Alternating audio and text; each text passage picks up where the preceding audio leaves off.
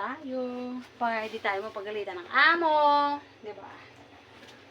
Kailangan natin mag-general cleaning. Talaga natin alakabok ang kanilang kama.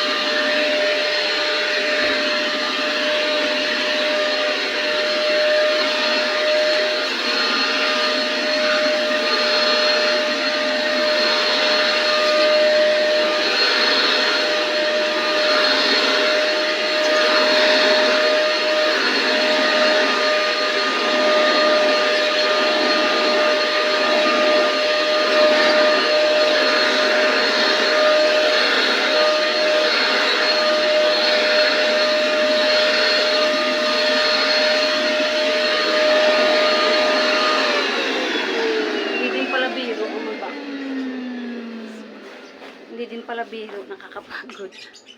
Alam nyo. Ayan, cabinet namin sa likod. Kama yan, ginawa namin cabinet. Diba?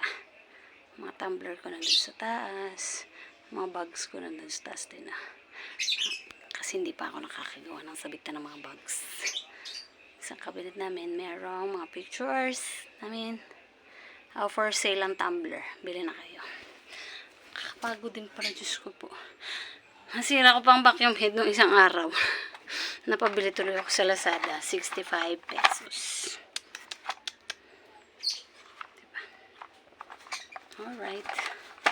Para mapaglinis, tanggal mga balahibo ng ating mga alaga.